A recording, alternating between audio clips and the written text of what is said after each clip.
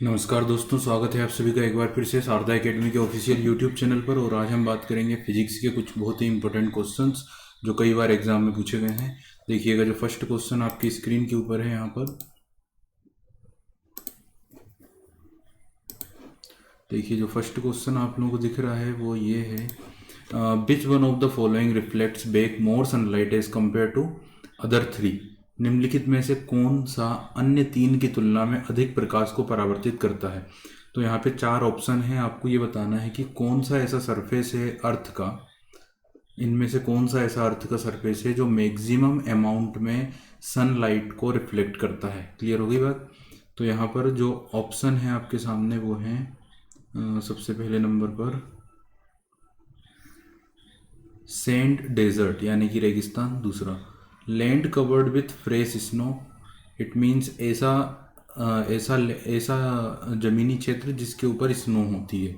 तीसरा है prairie grassland यानी प्रेयरी घास के मैदान। और चौथा है पेडी क्रॉप लैंड, इट मीन्स मक्के के जो खेत होते हैं वो। तो आपको ये बताना है कि इन चारों में से कौन ऐसा है जो मैक्सिमम अमाउंट में यानी सबसे अधिक मात्रा में सूर्य के प्रकाश को परावर्तित करता है। क्लियर। तो यहाँ पर जो आंसर होगा वो होगा land covered with fresh snow, it means ऐसा क्षेत्र, ऐसी भूमि जो स्नो से कवर्ड है, जिसके ऊपर स्नो है। क्लियर। अब इस क्वेश्चन को हम समझ लेते हैं थोड़ा सा और अच्छे से। तो इसके लिए सबसे पहले आपको ये समझना होगा, देखिएगा यहाँ पर,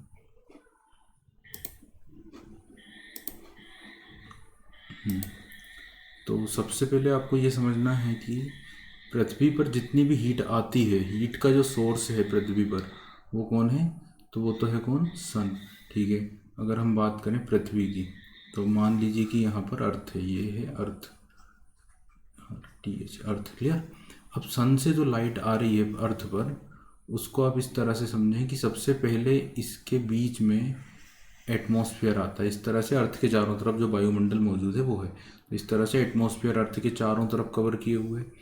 अब ये जो सनलाइट यहाँ पर आ रही है, ये जितना भी अमाउंट जो है निकल कर आ रहा है पृथ्वी के लिए, वो पृथ्वी के लिए तो 100% है। तो ये जो भी हीट आ रही है पृथ्वी पर वो 100% हम मान के चल रहे हैं। अब इस 100% में से आप लोग ये समझ लो कि 35% एटमॉस्फेयर की लेयर से टकरा कर रिफ्लेक्ट हो जाता है, यानी कि अंतरिक्ष में वापस चला जाता है स्पेस में। कितना परसेंट, 35%। बचा कितना, 100 में से 35 गया तो 65%। अभी जो 65% जो अंदर आएगा, इसमें से भी 14% पार्ट जो होगा वो वायुमंडल अपने अंदर एब्जॉर्ब कर लेगा। तो 35 जो रिफ्लेक्ट हो गया और 14 को वायुमंडल ने ही एब्जॉर्ब कर लिया। वायुमंडल का मतलब हो गया कि उसमें जो डस्ट पार्टिकल्स हैं, उसमें जो वाटर वेपर है, क्लियर, या जो क्लाउड्स हैं, क्लियर, उन सब ने मिलकर 14% पार्ट को एब्जॉर्ब कर लिया। अब जो बचा हुआ है वो है 51%। तो जो 51% पार्ट है टोटल सनलाइट का, वो अर्थ की इस सतह पर पहुंचेगा। क्लियर। कितना परसेंट, 51%। तो यहाँ पर ये जो 51% है, इसी के कारण पृथ्वी की सतह जो होगी वो गर्म होगी। दिन की बात हो रही है, दिन में। क्लियर हो गई। अब बात, अब यहाँ पर जो 51% है, ये यहाँ से धीरे धीरे रिफ्लेक्ट भी होगा। कुछ जल्दी रिफ्लेक्ट होगा, कुछ धीरे धीरे रिफ्लेक्ट होगा, पर सारा ही पार्ट जो होगा वो रिफ्लेक्ट हो जाएगा। पृथ्वी अपने अंदर कुछ भी हीट को एब्जॉर्ब करके नहीं रख सकती है। क्लियर। तो सारा अमाउंट क्या होगा, रिफ्लेक्ट होगा। तो पूरा 51% यहाँ से रिफ्लेक्ट होगा। लेकिन ये जो 51% आएगा वो पृथ्वी के हर एक हिस्से पर आएगा। हर एक हिस्से मतलब वो सबसे ज़्यादा जो समुद्र है उस पर भी आएगा, जो ब्लैक सॉइल वाला एरिया है उस पर भी आएगा, पहाड़ों पर भी आएगा, घास के मैदानों पर भी आएगा, रेगिस्तान पर भी आएगा, सब पर आएगा। तो क्वेश्चन ये है कि सब पर आएगा, लेकिन सबसे ज़्यादा रिफ्लेक्ट कौन करेगा। जिस भी लैंड पर ये 51% आ रहा है, सबसे ज़्यादा रिफ्लेक्ट तेज़ी से, सबसे मैक्सिमम अमाउंट में कौन ने रिफ्लेक्ट किया है।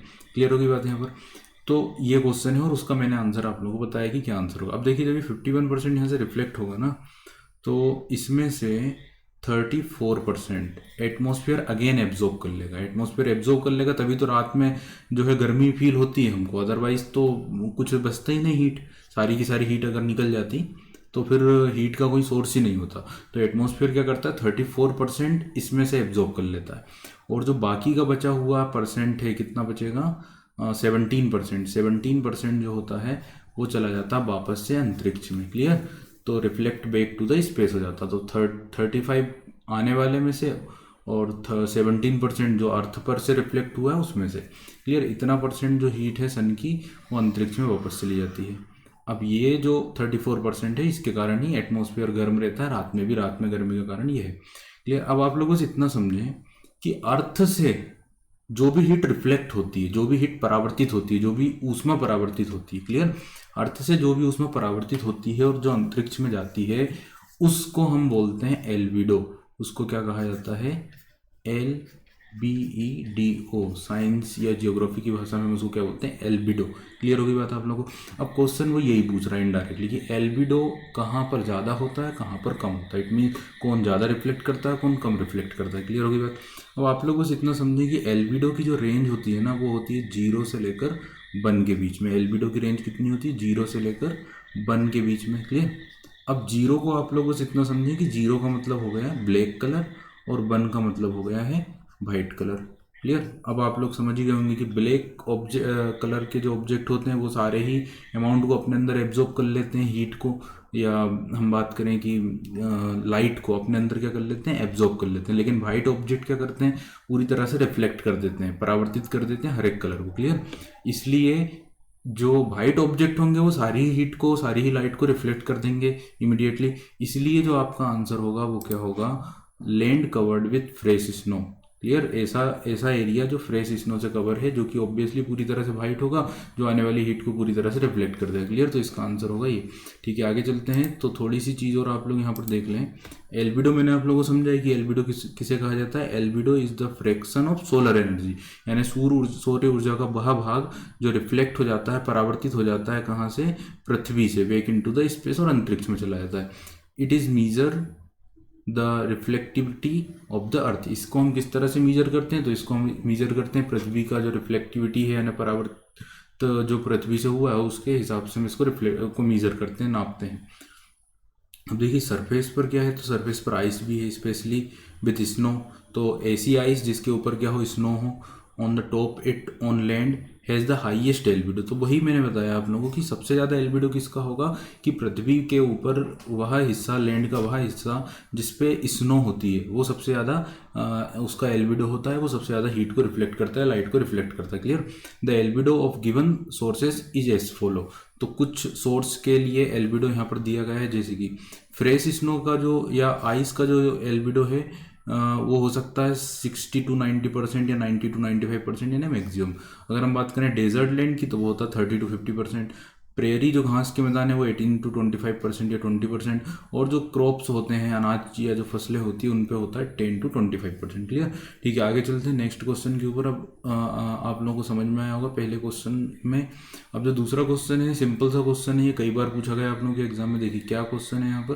क्वेश्चन ये है कि अ निडल और अ पिन, यानी कि एक जो पिन होती है, एक अ निडल और a pin float on the surface of the water because of.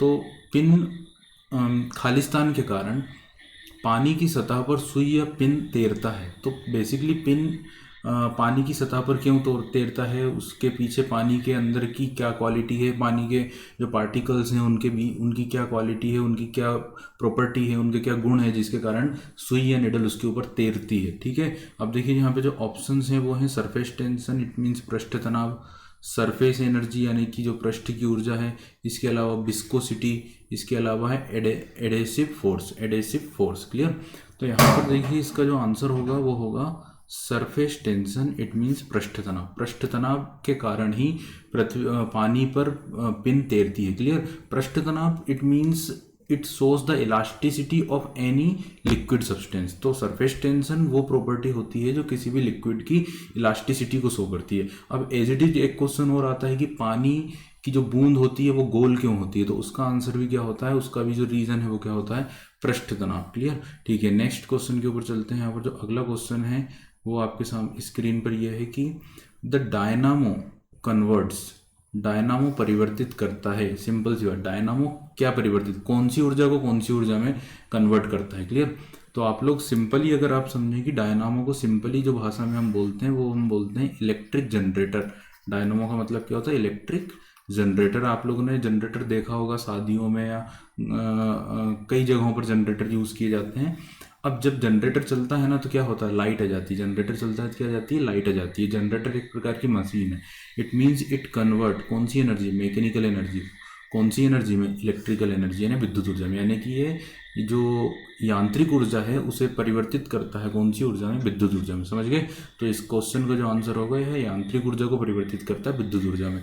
अब देखिए अगली जो स्लाइड है उस पर मैंने कई सारे ऐसे इंस्ट्रूमेंट लिखे हैं जो अलग अलग एनर्जी को अलग अलग फॉर्म में कन्वर्ट करते हैं, चेंज करते हैं। तो देखिएगा, कन्वर्जन ऑफ द एनर्जी।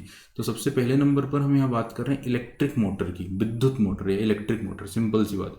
अब इलेक्ट्रिक मोटर है, इट मीन्स कि उसमें एनर्जी जो दी गई है वो इलेक्ट्रिक एनर्जी दी गई है, और वो इलेक्ट्रिक एनर्जी को चेंज कर रहा है किसमें, आंतरिक ऊर्जा में, मैकेनिकल एनर्जी में। क्लियर? दूसरा है डायनामो। जो अभी हमने बोला कि डायनामो का मतलब होता है इलेक्ट्रिक जनरेटर। जनरेटर आपने शादियों में देखे हैं, जब जनरेटर चलता है तो उसके कारण लाइट आ जाती है। इट मीन्स ये कन्वर्ट करता है आंतरिक ऊर्जा को विद्युत ऊर्जा में। इसके बाद हम बात करें सोलर सेल की। ये भी आप लोगों ने देखे होंगे, कई ज़्यादा लगते हैं सोलर सेल या फोटोवोल्टिक सेल। तो सोलर सेल की बात करें तो सिंपल सी बात है कि सोलर एनर्जी को इलेक्ट्रिक एनर्जी में, यानी कि सौर ऊर्जा को विद्युत ऊर्जा में। ठीक है, अगर हम बात करें ट्यूबलाइट की, तो ट्यूबलाइट या इलेक्ट्रिक बल्ब, ये दोनों चीज़ें आप लोगों ने देखी हैं। ट्यूबलाइट या इलेक्ट्रिक बल्ब, तो आपने क्या दिया उसमें, एनर्जी कौन सी दी, उसमें इलेक्ट्रिकल एनर्जी दी, उसमें ऊर्जा कौन सी दी गई है, इलेक्ट्रिकल एनर्जी। और इलेक्ट्रिकल एनर्जी चेंज वो कर देती है किसमें, लाइट में, प्रकाश में, और साथ में किसमें, हीट में। तो इसका जो आंसर होगा वो होगा इलेक्ट्रिक एनर्जी और हीट एनर्जी। क्लियर? इसका आंसर क्या होगा, इलेक्ट्रिक एनर्जी और हीट एनर्जी। ठीक है, नेक्स्ट चलते हैं, वो है इलेक्ट्रिक सेल यानी विद्युत cell. Clear? Electric cell it means विद्युत सेल। अब आप लोग समझें कि जो आप जो टॉर्च वगैरह यूज़ करते हैं उसमें जो सेल होता है वो है इलेक्ट्रिक सेल। तो इलेक्ट्रिक सेल क्या करता है, ये चेंज करता है केमिकल यानी रासायनिक ऊर्जा को इलेक्ट्रिक ऊर्जा में, विद्युत ऊर्जा में, chemical energy to electric energy. Loudspeaker आप लोगों ने सुना है, देखा है, लाउड स्पीकर चेंज कन्वर्ट करता है इलेक्ट्रिकल एनर्जी यानी विद्युत ऊर्जा को कौन सी ऊर्जा में, ध्वनि ऊर्जा में। क्लियर? माइक्रोफोन जो लगे होते हैं अपने मोबाइल वगैरह में और जो भी फ़ोन वगैरह में होते हैं माइक्रोफोन, तो हम बात करें अगर माइक्रोफोन की, माइक्रोफोन कन्वर्ट करता है साउंड एनर्जी को इलेक्ट्रिक एनर्जी में। क्लियर? अब बेक्स यानी कि मोम या जो मोमबत्ती होती है वो सिंपल सी बात है केमिकल एनर्जी सैनिक ऊर्जा को लाइट और हीट एनर्जी में चेंज करता है। और सितार जो म्यूजिशियन यूज़ करते हैं, सितार, सितार क्या करता है, हमारी जो मैकेनिकल एनर्जी है उसे चेंज करता है किसमें, ध्वनि में, साउंड में। तो आप लोग समझ गए होंगे। ठीक है, नेक्स्ट क्वेश्चन के ऊपर चलते हैं। जो नेक्स्ट क्वेश्चन है वो ये है, देखिएगा यहाँ पर। अच्छा ठीक है, ये क्वेश्चन है ना, ये क्वेश्चन थर्ड थर्ड वाला भी हमने करा।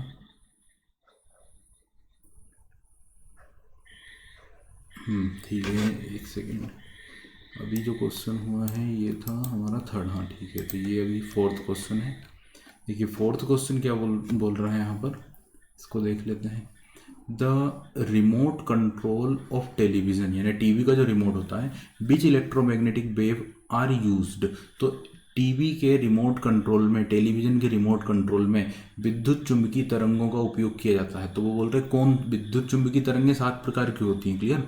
तो उन 7 प्रकार की विद्युत चुंबकीय इलेक्ट्रोमैग्नेटिक वेव में से कौन सी इलेक्ट्रोमैग्नेटिक वेव का हम यूज़ करते हैं टीवी के रिमोट कंट्रोल में। क्लियर? तो ऑप्शन आप लोगों के सामने यहाँ पर है, जैसे कि क्या क्या है, अल्ट्रावायलेट यूवी रेडिएशन यानी पराबैंगनी विकिरण, रेडियो वेव्स, इंफ्रारेड यानी अवरक्त विकिरण, और माइक्रोवेव। क्लियर? तो यहाँ पर जो आंसर होगा वो होगा इंफ्रारेड। क्लियर? तो कौन सा जो है, कौन सा रेडिएशन या कौन सी इलेक्ट्रोमैग्नेटिक वेव यूज़ की जाती है, ये क्वेश्चन कई बार पूछा गया एग्जाम में, तो वो आंसर होगा आपका इंफ्रारेड। ठीक है, आगे चलते हैं। इसमें आप लोग ये स्लाइड को देख कर ये समझ लें कि कौन कौन सी जो वेव्स हैं, कौन कौन सी तरंगे हैं और उनका क्या यूज़ होता है। तो सबसे पहले जो सबसे एनर्जेटिक होती है, सबसे ज़्यादा ऊर्जा जिस वेव में होती है वो होती है गामा रेस। क्लियर? गामा किरणें। और गामा किरणों का हम जो यूज़ करते हैं वो करते हैं कहाँ पर, मेडिसिन में, फॉर किलिंग कैंसर सेल्स। तो कैंसर की कोशिकाओं को मारने के लिए हम गामा रेस का यूज़ करते हैं। क्लियर? जो कैंसर के इलाज में आप लोगों ने सुना होगा कीमोथेरेपी जो की जाती है वो। ठीक है, दूसरी होती है एक्सरेस, ये इससे थोड़ी कम एनर्जेटिक होती है एक्सरे। अब एक्सरे तो सुना है ना, एक्सरे, एक्सरे का यूज़ क्या होता है, use to view inside of bodies and object. तो हमारे शरीर के अंदर की जो स्थिति है उसको देखने के लिए हम किसका उपयोग करते हैं, एक्सरे का। ठीक है, तीसरे नंबर पे अल्ट्रावायलेट रेडिएशन यानी यूवी विकिरण। देखिए अल्ट्रावायलेट रेडिएशन में क्या यूज़ है, एब्जॉर्ब बाय द स्किन, हमारी त्वचा इस पार्ट को एब्जॉर्ब कर लेती है, क्लियर।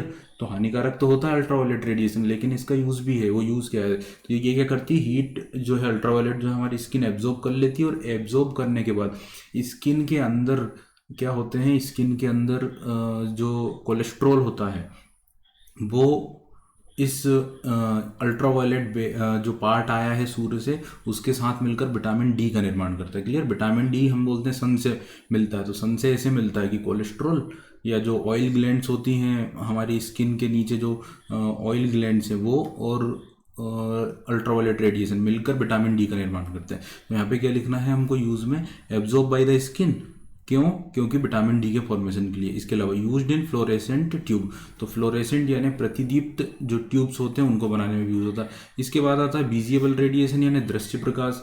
तो दृश्य प्रकाश का सिंपल है कि दृश्य प्रकाश के कारण ही आप किसी भी ऑब्जेक्ट को देख पा रहे हैं, क्लियर। तो सूर्य से निकलने वाले उस रेडिएशन में ये 7 प्रकार के रेडिएशन है, लेकिन आप लोगों की आंखों पर जो इफेक्ट करता है वो ये 6 नहीं करते हैं। कौन सा करता है, आपकी आंखों पे इफेक्ट करता है ओनली ये रेडिएशन, विजिबल रेडिएशन, क्लियर। ये सब आपको नहीं दिखता है, सिंपल आंखों से देखेंगे तो नहीं दिखेगा, सिर्फ क्या दिखेगा, विजिबल रेडिएशन या फिर व्हाइट लाइट। अब सिंपल सी बात है, यूज़ किया make things able to be seen, यानी कि चीज़ों को देखने के लिए। हम बात करें इंफ्रारेड की, तो इंफ्रारेड में देख लेते हैं, ट्रांसमिट्स हीट फ्रॉम सन। तो जो हीट आपको फील होती है ना, सन से जो हीट फील हो रही है वो इसी रेडिएशन के कारण हो रही है, क्लियर। और जैसे आपने मान लो आप प्रेस से जब आप कपड़े गर्म करते हैं तो भी जो वेव उसमें से निकलती है वो भी कौन सी होती है, इंफ्रारेड होती है। इसके अलावा जैसे हीटर वगैरह है तो हीट जो रिफ्लेक्ट हो रही है वो हो रही है इंफ्रारेड, ठीक है। इसके अलावा यहाँ पे लिखा हुआ है फायर्स, क्लियर, फायर्स यानी आग लगी हो अगर, और रेडिएटर्स, इस तरह की चीज़ों से भी इंफ्रारेड रेडिएशन सिक्रीट होता है ना। और जो टेलीविज़न का रिमोट है उसमें भी हम इसे यूज़ करते हैं। अब देखिए माइक्रोवेव, तो माइक्रोवेव का यूज़ होता है कुकिंग में, रडार में, टेलीफोन में एंड अदर सिग्नल्स में। इसके बाद आती है कौन सी, माइक्रोवेव, ये माइक्रोवेव। इसके बाद आती है रेडियो वेव, तो रेडियो वेव में ब्रॉडकास्टिंग, रेडियो एंड टेलीविज़न। तो इन सारी चीज़, ये यूज़ काफ़ी ज़्यादा इंपॉर्टेंट है और ये एग्जाम में बार बार पूछे जाते हैं, ठीक है। आगे चलते हैं नेक्स्ट क्वेश्चन के ऊपर। अगला जो क्वेश्चन है आपके सामने वो ये है, अगेन उसी टॉपिक के ऊपर डबल से क्वेश्चन है, which is the correct arrangement for electromagnetic radiation in order to their increasing wavelength, clear. Question समझ गए होंगे कि बढ़ती हुई तरंग दैर्ध्य के क्रम में इलेक्ट्रोमैग्नेटिक रेडिएशन या इलेक्ट्रोमैग्नेटिक जो वेव्स हैं उनकी सही क्रम बताना, उनकी व्यवस्था दर्शाना है। यहाँ पे बेसिकली जो बात बोली गई है वो ये बोली गई है कि आपको इंक्रीजिंग ऑर्डर में अरेंज करना है, किस चीज़ का, वेवलेंथ का, यानी जो तरंग दैर्ध्य है, तरंग दैर्ध्य के यानी वेवलेंथ की इंक्रीजिंग, यानी सबसे पहले सबसे ज़्यादा जिसकी तरंग दैर्ध्य हो, फिर उसके बाद नहीं, जिसकी सबसे कम हो, फिर उससे ज़्यादा, फिर उससे ज़्यादा, फिर उससे ज़्यादा, ये इंक्रीजिंग ऑर्डर होगा, क्लियर। तो आप लोगों को पता है इलेक्ट्रोमैग्नेटिक रेडिएशन में सबसे ज़्यादा जो एनर्जेटिक होती है वो होती है कौन सी, गामा रेस, क्लियर। तो जिसमें एनर्जी सबसे ज़्यादा होगी उसकी वेवलेंथ सबसे कम होगी, तो सबसे कम वेवलेंथ तो किसकी होती है, गामा रेडिएशन की। उसके बाद आती है एक्सरे, उससे कम किसकी होती है, एक्सरे की। उससे ज़्यादा वेवलेंथ ज़्यादा होगी, एनर्जी कम होगी, तो वेवलेंथ उसके बाद ज़्यादा किसकी होती है, एक्सरे की। तीसरे नंबर पे आती है अल्ट्रा वायलेट रेडिएशन, तो उससे ज़्यादा वेवलेंथ किसकी होगी, अल्ट्रा वायलेट रेडिएशन की। उसके बाद आती है विजिबल रेडिएशन, दृश्य प्रकाश।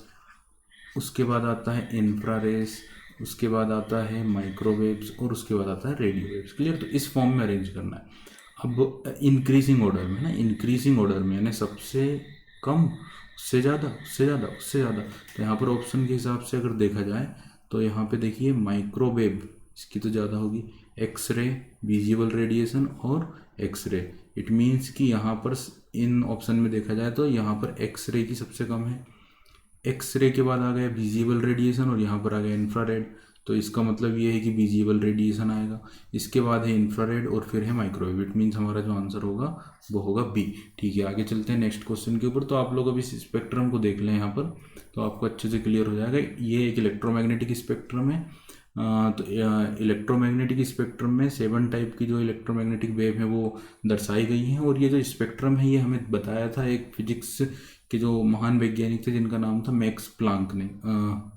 नहीं, मैक्सवेल नामक साइंटिस्ट ने इलेक्ट्रोमैग्नेटिक स्पेक्ट्रम के बारे में जानकारी दी थी। तो अब इस स्पेक्ट्रम में आप लोग देख सकते हैं कि सबसे कम वेवलेंथ होती है किसकी, गामा रेडिएशन, उसके बाद किसकी, एक्सरे की, अल्ट्रावायलेट, ये होती है लाइट।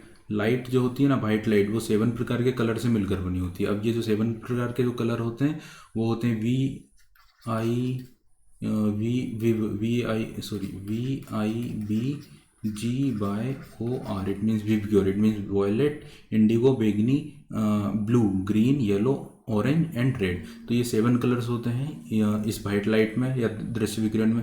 फिर इंफ्रारेस, फिर रेडियो, फिर आता है इंफ्रारेस के बाद माइक्रोवेव, और फिर आती है रेडियो वेव। ये सब उसके ही एग्जाम्पल है। ठीक है, आगे चलते हैं नेक्स्ट क्वेश्चन के ऊपर। तो अब जो अगला क्वेश्चन है आपके सामने वो ये है, देखिए जो नेक्स्ट क्वेश्चन है यहाँ पर, momentum of an object depends on which factor.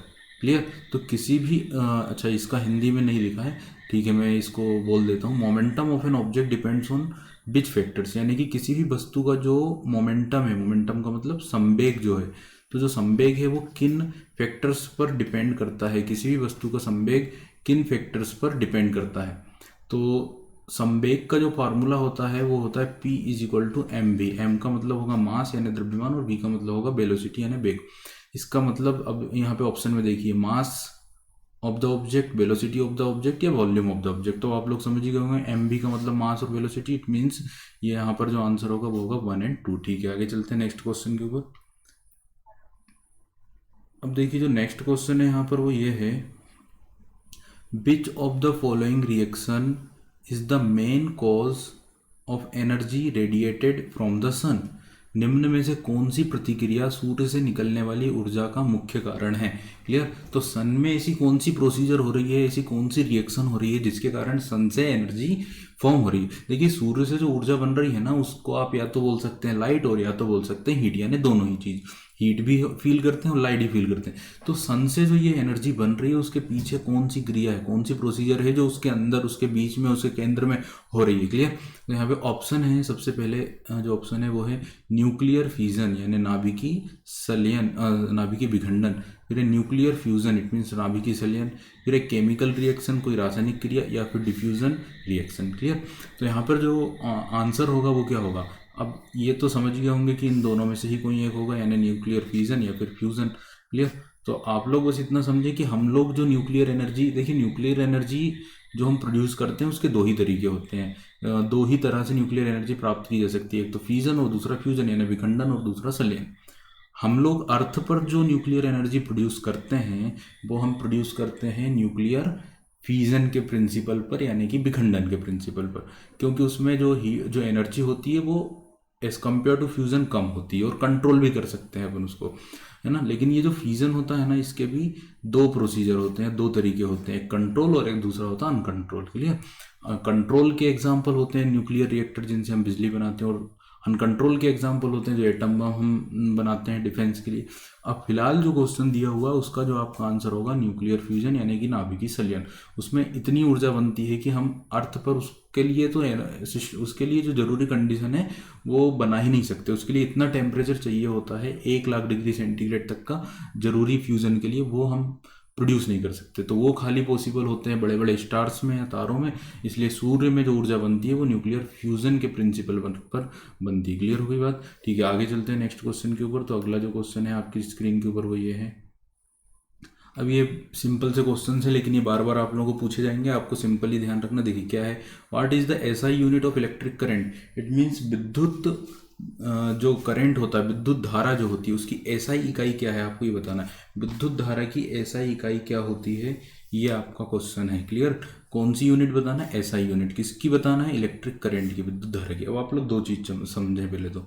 सबसे पहली बात तो यूनिट क्या होती है और दूसरी बात होती है करंट। अब इलेक्ट्रिक करंट क्या है और दूसरी चीज यूनिट क्या है। तो आप लोग बस इतना समझें कि इलेक्ट्रिक करंट का मतलब होता है फिजिकल क्वांटिटी, एक प्रकार की क्या है, फिजिकल क्वांटिटी है। इट मीन्स एक भौतिक राशि है। क्लियर। ये एक फिजिकल क्वांटिटी, इट मीन्स एक भौतिक राशि है। और यूनिट क्या है, इकाई क्या है, तो यूनिट वो माध्यम है जिसके, वो मीडियम है, वो माध्यम है जिसके द्वारा हम इस फिजिकल क्वांटिटी को मीजर करते हैं या नापते हैं। समझ में आ गई बात आप लोगों को कितनी।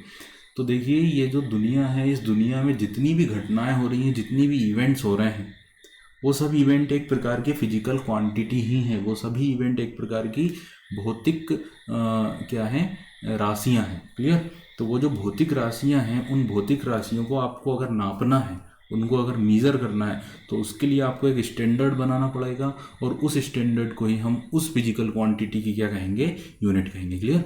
अब इस यूनिट के कई सिस्टम आप लोगों ने सुने हैं, जैसे CGI, MKS, FPS, और सबसे ज़्यादा अब जो यूज़ होता है वो होता है SI सिस्टम, यानी system of international. Clear. SI system use होता है। अब SI सिस्टम में जितनी भी यूनिट होती हैं अलग अलग क्वांटिटी की, वो होती हैं। आप लोग बस इतना समझें कि यूनिट की कुछ विशेषताएं होती हैं, कुछ ना कुछ उनके कुछ प्रॉपर्टीज़ हैं, कुछ विशेषताएं हैं, कुछ गुण हैं। सबसे पहली जो प्रॉपर्टी है यूनिट की, वो ये है कि यूनिट क्या होना चाहिए, वेल डिफाइन होना चाहिए। वो डिफाइन होती है, उनकी एक परिभाषा होती है। क्लियर। दूसरी बात ये है कि यूनिट जो होती हैं वो चेंज नहीं हो सकती, उनकी वैल्यू फिक्स है। ऐसा नहीं है कि अगर हम बोल रहे हैं कि 1 मीटर, तो 1 मीटर जितना उतना ही, 1 सेंटीमीटर जितना उतना ही है, वो चेंज थोड़ी हो सकता है। 1 किलोग्राम जितना उतना ही है, वो चेंज नहीं होगा। समझ गए ना। या 1 kg जितना उतना ही है, उसमें चेंज नहीं होता है। तो जो यूनिट है वो उसकी वैल्यू क्या होती है, फिक्स होती है, चेंज नहीं हो सकती है। उसकी एक फिक्स डेफिनेशन होती है। क्लियर। इसके बाद अगर हम बात करें और प्रॉपर्टी की, तो तीसरी ये हो सकती है कि इंटरनेशनली एक्सेप्ट होना चाहिए वो। ऐसा नहीं कि भारत में अगर हम किलोमीटर का यूज़ कर रहे हैं तो पाकिस्तान में भी किलोमीटर का ही यूज़ कर रहे हैं, इंडोनेशिया में भी किलोमीटर का ही यूज़ कर रहे हैं, अमेरिका में भी। ऐसा नहीं है कि और कुछ यूज़ कर रहे हैं, यानी वो हर जगह पर क्या होना चाहिए, एक्सेप्ट होना चाहिए। क्लियर। इसके अलावा अगर हम बात करें प्रॉपर्टी की, तो इजीली एक्सेसिबल होना चाहिए, यानी आसानी से हमको मिल सके। हमको ऐसा नहीं हो कि हम उसको लेने जाएं और हमको मिले नहीं, है ना। तो वो इजीली एक्सेसिबल हो, आसानी से प्राप्त हो सके। इस तरह से यूनिट की कुछ विशेषताएं होती है। अब देखिए फिलहाल जो क्वेश्चन है कि कौन सी क्वांटिटी, इलेक्ट्रिक करंट, विद्युत धारा, और उसकी यूनिट कौन सी होती है एसआई सिस्टम में, तो ऑप्शन है न्यूटन होती है क्या, जूल होती है, वाट होती है, या एम्पियर होती है। तो सिंपल सा इसका आंसर बचपन से पढ़ रहे क्या आंसर होगा, एम्पियर होगा। क्लियर। तो विद्युत धारा की जो इकाई है वो क्या है, एम्पियर है। अब हम समझ लें सबसे पहली चीज़ कि हमने बोलना है कि इनको डिफाइन करना है, यूनिट को क्या करना है, डिफाइन करना है। तो आप किस तरह से डिफाइन करेंगे एम्पियर को, तो आप लोग बस इतना समझें। आप लोग बस इतना समझो कि आपके पास मान लो कि कोई कॉपर कंडक्टर है, कोई तांबे का एक तार है, इस तरह से कॉपर का एक कंडक्टर। क्लियर। तो अगर आपके पास कोई कॉपर कंडक्टर है जिसकी कोई कोई लंबाई होगी, सर्टेन लेंथ होगी। क्लियर। अब इस कॉपर कंडक्टर पर आपने कोई चार्ज क्या करना है, आवेशित करना है। कोई चार्ज, कोई आवेश आपको उसके ऊपर डालना है। तो आपने क्या करना है कि इसके ऊपर कोई आवेश, कोई चार्ज उस पर आपने डाला। मान लो कि आपने इस पर 1 कूलाम का चार्ज, यानी 1 कूलाम का आवेश इसके ऊपर प्रवाहित किया। अब ये 1 कूलाम का चार्ज इस पोजीशन से इस पोजीशन पर आएगा। 1 कूलाम का चार्ज इस पोजीशन से इस पोजीशन पर आएगा, इस तार पर, इस कंडक्टर पर। ये जो 1 कूलाम का चार्ज है यहाँ से यहाँ तक आया, इस जगह से इस जगह तक आया। क्लियर। अब इस जगह से इस जगह तक मान लो कि वो 1 सेकंड में आया। क्लियर। तो 1 सेकंड में किसी भी कंडक्टर पर, चाहे वो कॉपर कंडक्टर हो, उस पर जो आपने 1 कूलाम का चार्ज आवेशित किया है, वो 1 सेकंड में एक स्थान से दूसरे स्थान पर गया। क्लियर। इस चीज को हम बोलते हैं 1 एम्पियर। तो जो करंट फ्लो हो रहा है उस कंडक्टर पर, जो धारा फ्लो हो रही है, वो कहलाएगी 1 एम्पियर। क्लियर। अगर आपने बोल दिया कि 3 कूलाम किसी कंडक्टर पर एक जगह से दूसरे स्थान पर 1 सेकंड में पहुंचता है, तो हम बोलेंगे 3 एम्पियर का करंट उस कंडक्टर पर फ्लो हो रहा है। क्लियर। इस तरह इन सारी जो यूनिट है उनकी क्या है, पर्टिकुलर डेफिनेशन है। न्यूटन आप लोगों को पता है कि फोर्स की यूनिट है, बल की, जूल कार्य की और एनर्जी की यूनिट है, और वॉट जो होती है वो पावर या शक्ति की इकाई होती है। ठीक है। आगे चलते हैं नेक्स्ट क्वेश्चन के ऊपर। तो अगला जो क्वेश्चन है ना, उसके पहले आप लोग ये टेबल को देख लें। आप लोग इसकी जो है लिख लेना, या इसको आप लोग याद कर लेना। तो कार्य की जो इकाई है वो जूल है, ऊर्जा की इकाई भी जूल है, फोर्स की यानी बल की न्यूटन है, प्रेशर की पास्कल होती है, फ्रीक्वेंसी आवृत्ति की हर्ट्ज होती है, पावर की वाट होती है, वेट यानी वजन की किलोग्राम या फिर न्यूटन होती है, इम्पल्स की न्यूटन सेकंड होती है, एंगुलर वेलोसिटी की रेडियन पर सेकंड होती है, और इलेक्ट्रिक करंट की होती है, अभी जो पढ़ा हमने, एम्पियर। क्लियर।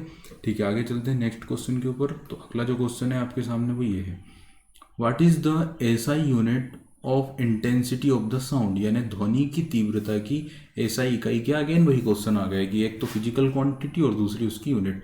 तो आपसे यूनिट पूछिए। अब यहाँ पर फिजिकल क्वांटिटी क्या है, यहाँ पर फिजिकल क्वांटिटी है इंटेंसिटी ऑफ साउंड, यानी कि ध्वनि की तीव्रता। तो आपको बताना है कि ध्वनि की तीव्रता की ऐसा यूनिट। क्लियर?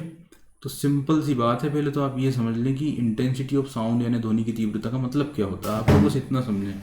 अब तो आप लोगों के लिए बस इतना ही जानना जरूरी है कि साउंड से रिलेटेड है, ध्वनि से रिलेटेड है, तो आप के लिए ये जानना है कि ध्वनि या साउंड की जो प्रॉपर्टी होती है ना, उसमें तीन सबसे इंपॉर्टेंट प्रॉपर्टी ध्यान रखिए।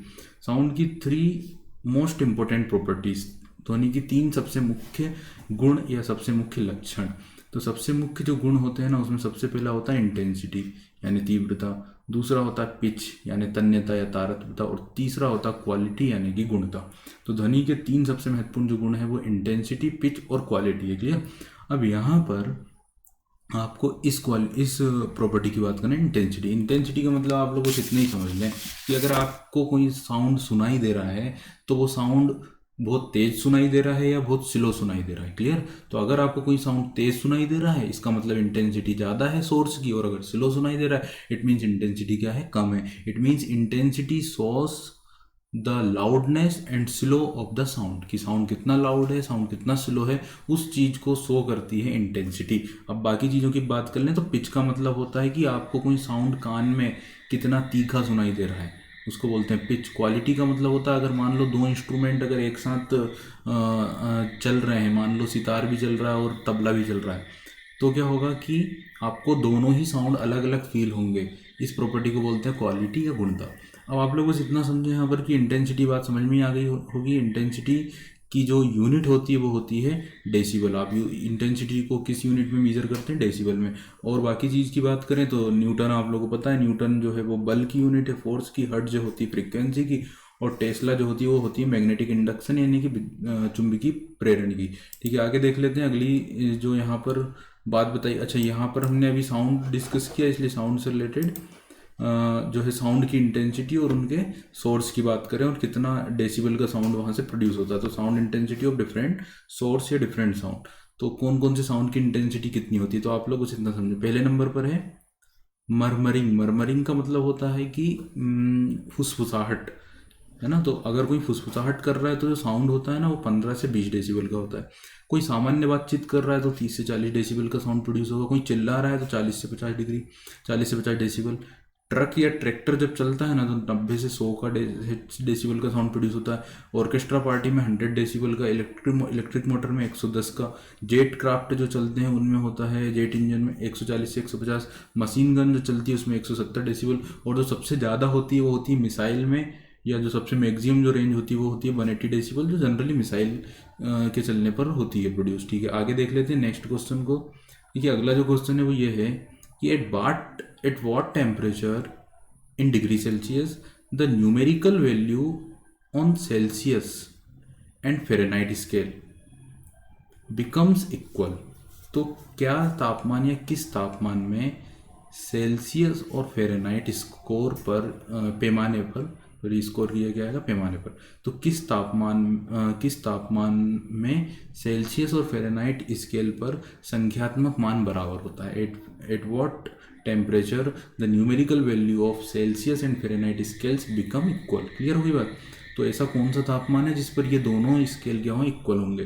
तो यहाँ पर देखिएगा ऑप्शन है आपके सामने 40, -40, -273 और 273। तो देखिए इसका जो आंसर होगा वो होगा -40। अब -40 न्यूमेरिकल वैल्यू है। अब ये न्यूमेरिकल वैल्यू पर जो टेम्परेचर होगा ना, जो तापमान होगा वो बराबर होगा। क्लियर? न्यूमेरिकल वैल्यू का टेम्परेचर इक्वल होगा। अब ये जो टेम्परेचर इक्वल होगा वो किस किस स्केल में इक्वल होगा, वो होगा डिग्री सेल्सियस में भी इक्वल, और वो होगा किस में, फ़ारेनहाइट में भी इक्वल। क्लियर? अब इस चीज़ को थोड़ा सा और हम देख लेते हैं, थोड़ा सा और हम समझ लेते हैं कि आखिर यहाँ पर क्या बात की जा रही है। हम्म, हम्म, देखिए आप लोगों को बस ये बताना है कि टेम्परेचर को आप मीज़र किससे करते हैं, टेम्परेचर को किससे मीज़र किया जाता है। तो ये सभी को पता है, टेम्परेचर को हम मीज़र करते हैं थर्मामीटर से। क्लियर? थर्मामीटर वो इंस्ट्रूमेंट है जिससे हम टेम्परेचर क्या करते हैं, मीज़र करते हैं। तो आप लोग बस इतना समझे कि मान लो कि एक थर्मामीटर है इस तरह से। अरे डायग्राम नहीं बन रहा। मान लो कि ये ये ऐसा क्यों चल रहा है? ये एक थर्मामीटर है, एक थर्मामीटर ये है और एक थर्मामीटर ये है। ये कुछ इस तरह से ऐसा बनता है थर्मामीटर।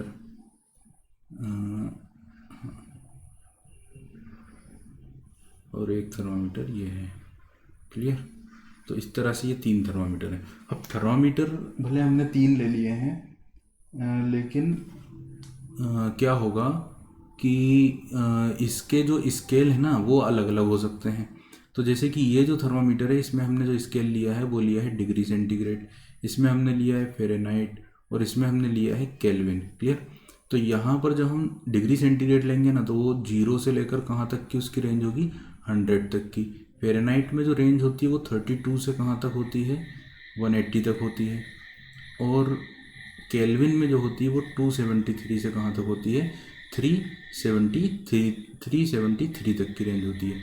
अब यहाँ पर जो टोटल नंबर आ रहे हैं वो निकल कर आ रहे हैं 100, यहाँ पर निकल कर आ रहे हैं 180, और यहाँ पर निकल कर आ रहे हैं कितने, यहाँ पर भी हो रहे हैं 100। क्लियर।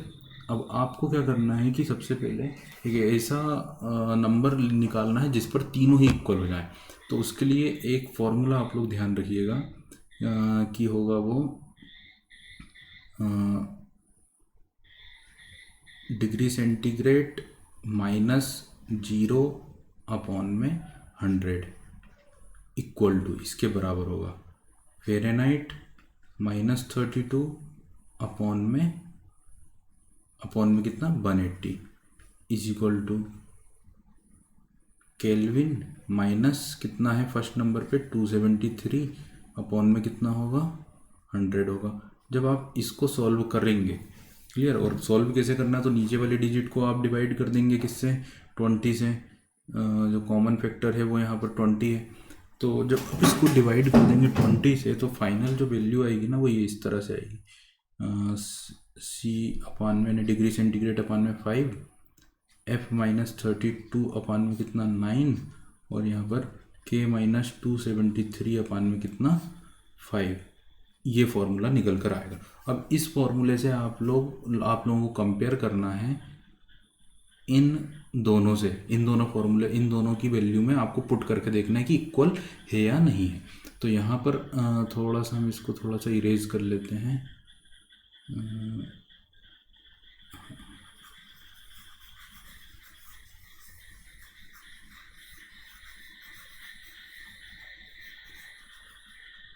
देखिएगा यहाँ पर अगेन, तो हमें यूज़ करना है C अपान में 5 is equal to F-32 upon में 9। अब 40 की जो वैल्यू है तो क्या दोनों बराबर आ रहे हैं, तो हमको पता है डिग्री सेंटीग्रेड में कितना रखना है, -40 अपान में 5 इक्वल टू F-32 अपान में कितना 9। तो जब आप इसको सोल्व करेंगे तो यहाँ पर ये होगा 8 टाइम 9 इंटू 8 करोगे माइनस कितना हो जाएगा 72, और जब ये 32 इधर पर आएगा तो वो हो जाएगा प्लस का 32 इज इक्वल टू फ़ारेनहाइट। तो आंसर आप लोगों का कितना हो गया है, -40। क्लियर। तो यहाँ पर आ गया -40। अगर आपने डिग्री सेंटीग्रेड की जगह पर क्या रखा था, -40 रखा था, तो आंसर फ़ारेनहाइट में कितना आ गया, -40 आ गया। अब आप फ़ारेनहाइट पर -40 रख कर देखिएगा, तो यहाँ पर आपने रखना है डिग्री सेंटीग्रेड अपान में 5 is equal to Fahrenheit minus Fahrenheit की जगह पर कितना, -40 -32 अपॉन में कितना 9। तो जब इसको सॉल्व करेंगे, थोड़ा सा फिर से इरेज कर लेते हैं इसको,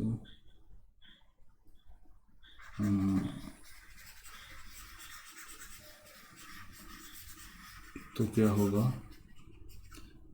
यहाँ पर जब इसको सॉल्व किया जाएगा तो ये होगा -40 और -32 हो जाएंगे कितने, -72। 9 से जब उसको डिवाइड करेंगे तो 8 टाइम डिवाइड होगा माइनस में, और जब 5 से जब उसका मल्टीप्लाई करेंगे, यहाँ पर आ रहा है सेंटीग्रेड अपान में 5, यहाँ पर हो रहा है माइनस में 8, और जब इसमें मल्टीप्लाई होगा तो वो हो जाएगा -40। तो ये हो गया डिग्री सेंटीग्रेड में -40 और ये हो गया फ़ारेनहाइट में -40। तो क्लियर हो गया ना, दोनों पर वैल्यू क्या हो गई, सेम आ गई। क्लियर। तो यहाँ पर आप लोग ये बात समझ लें कि एक ही ऐसी वैल्यू है, -40 एक ही ऐसी वैल्यू है जिस पर डिग्री सेंटीग्रेड जो टेम्परेचर है वो भी बराबर होता है और फ़ारेनहाइट का जो टेम्परेचर है वो भी बराबर होता है, और वो होती है -40। क्लियर। ठीक है, आगे चलते हैं। इसमें अगर कोई डाउट हो तो आप बताइएगा कि अगर ये समझ में नहीं आया तो। अब देखिए नेक्स्ट क्वेश्चन क्या है, नेक्स्ट जो क्वेश्चन है वो देख लेते हैं। यहाँ पे नेक्स्ट क्वेश्चन ये बोल रहा है, what is used as reflector in the headlight of a vehicle, यानी कि वाहन के हेडलाइट में रिफ्लेक्टर के रूप में किस प्रकार के मिरर का एक अब यहाँ पे मैंने बोल ही दिया किस प्रकार के मिरर का उपयोग किया जाता है, यानी कि मिरर होगा हमारा जो आंसर होगा। तो किस प्रकार के दर्पण का यूज़ किया जाता है किसमें, रिफ्लेक्टर की ऑब्वियसली बात हो रही है, तो वाहन के हेडलाइट में। तो यहाँ पर जो ऑप्शन है वो है कॉनकेव मिरर यानी कि अवतल दर्पण, दूसरा है कॉन्वेक्स यानी उत्तल दर्पण, तीसरा है कॉन्वेकेव लेंस यानी अवतल लेंस, और चौथा है कॉन्वेक्स होगा यहाँ पे, कॉन्वेक्स लेंस यानी उत्तल लेंस। खैर यहाँ पे आपका जो आंसर होगा वो होगा कॉनकेव मिरर यानी कि अवतल दर्पण। क्योंकि अवतल दर्पण क्या होता है, वो जो लाइट उसके ऊपर पड़ रही है उस लाइट को रिफ्लेक्ट करता है, तो ऑब्वियसली मिरर रिफ्लेक्ट ही करते हैं, दर्पण लाइट को रिफ्लेक्ट ही करते हैं। लेकिन दो प्रकार के होते हैं, एक लाइट को क्या करते हैं कन्वर्ज करते हैं, और एक लाइट को क्या करते हैं डाइवर्ज करते हैं। तो ये जो मिरर होता है ना ये कन्वर्ज करता है, यानी एक पॉइंट पर सारी लाइट को मिला देता है। इसलिए हेडलाइट्स में जो हम यूज़ करते हैं वो कन्वर्जिंग मिरर करते हैं, इट मीन्स कि हम यूज़ करते हैं कॉन्वेक्स मिरर। ठीक है, आगे देख लेते हैं नेक्स्ट क्वेश्चन के ऊपर। तो अगला क्वेश्चन आपकी स्क्रीन के ऊपर ये है, what is colour of light related to. तो प्रकाश का जो रंग है वो किस से संबंधित है, वो किस पर डिपेंड है। तो अभी मैंने बताया आप लोगों की जो लाइट होता है ना उसके उसके अंदर 6 रंग होते हैं। लाइट के अंदर कितने रंग होते हैं, 6 रंग, जिसको हम बोल सकते हैं VIV/O/R,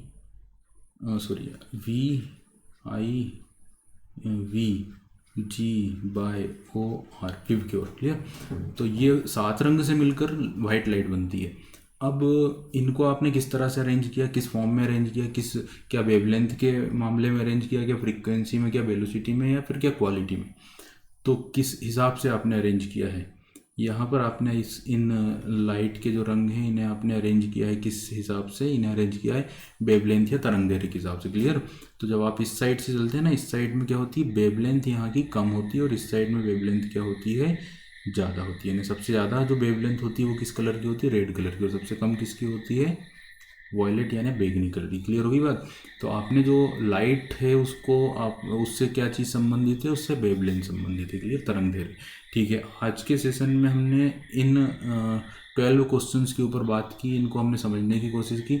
अगले सेशन में हम कुछ और क्वेश्चंस लेकर आएंगे, इस सीरीज को हम कंटिन्यू रखेंगे। आप को अगर ये सेशन पसंद आया हो तो आप इसको मैक्सिमम लाइक करिएगा, शेयर करिएगा और चैनल को सब्सक्राइब करिएगा। Thank you so much.